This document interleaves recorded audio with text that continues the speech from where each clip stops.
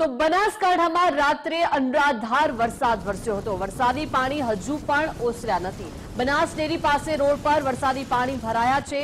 પાણી ભરાતા વાહન ચાલકોને પારાવાર મુશ્કેલીનો સામનો કરવાનો વારો આવ્યો છે। બનાસકાંઠામાં અનરાધાર વરસાદ ગઈકાલે રાત્રે વરસ્યો હતો અને આજે હજુ પણ આ વરસાદી પાણી ઓસર્યા નથી અને ત્યાંથી અવરજવર કરતા વાહન ચાલકોને પારાવાર મુશ્કેલીનો સામનો કરવાનો વારો આવ્યો છે। જોઈ શકાય છે વરસાદી પાણી હજુ પણ ઓસર્યા નથી અને ત્યાંથી વાહન ચાલકો પસાર થવા માટે મજબૂર બન્યા છે। વરસાદી પાણીમાંથી વાહન ચાલકો પસાર થઈ રહ્યા છે અને વાહન ચાલકોને હાલાકીનો સામનો કરવાનો વારો આવ્યો છે। બનાસકાંઠાના આ દ્રશ્યો છે કે જ્યાં મોડી રાત્રે અનરાધાર વરસાદ વરસ્યો।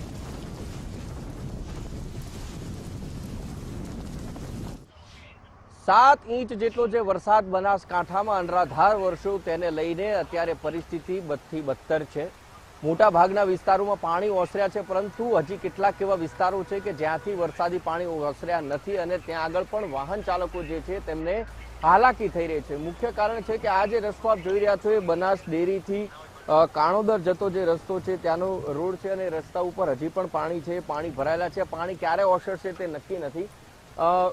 બનાસ ડેરી નજીક છે એટલે સૌથી વધારે મિલ્કના જે વાહનો એટલે કે દૂધના જે વાહનો છે સૌથી વધારે અહીંથી પસાર થતા હોય છે। બનાસ ડેરીના જે બીજા જે પશુ માટેની જે એમ્બ્યુલન્સો જે છે તે પણ અહીંથી પસાર થતી હોય છે અને વાહન ચાલકો પણ આપ જોઈ શકાય છે કે પાણીમાંથી ન પસાર થવું પડે એટલા માટે અન્ય જગ્યાએથી ફરીને બહાર આવી રહ્યા છે। એટલે આ હાલત છે। જે રીતે વરસાદ પડ્યો તે વરસાદે તંત્રની તો પોલ ખોલી, પરંતુ નીચાણવાળા વિસ્તારોમાં હજી પણ પાણી છે, ગરકાવ છે અને પાણીના લીધે લોકોને ભારે હાલાકી થઈ રહી છે। એ દ્રશ્યો અત્યારે આપ જોઈ રહ્યા છો। આ લગભગ બનાસ ડેરીનો જ્યાં છેડો આવે છે, બનાસ ડેરી જ્યાં પૂરી થાય છે ત્યાં આગળ જ જે પેટ્રોલ પંપ આવેલો છે ભારત પેટ્રોલિયમ, ત્યાં જ આગળ ભારે પાણી ભરાઈ ગયું છે અને મુખ્ય કારણ એવું છે કે પાલનપુર સિટીમાંથી થઈ અને કાણોદર જવાનો રસ્તો છે।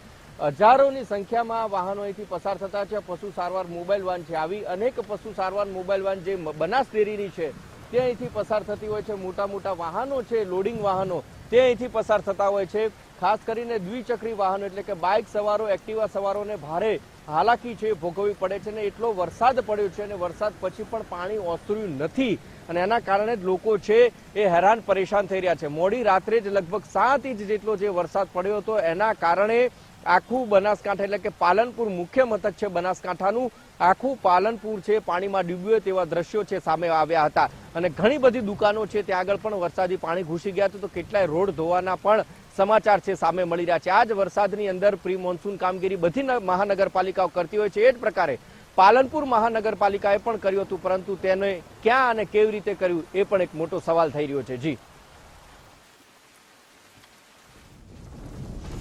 આભાર વિગત સાથે જોડાયા તે બદલ।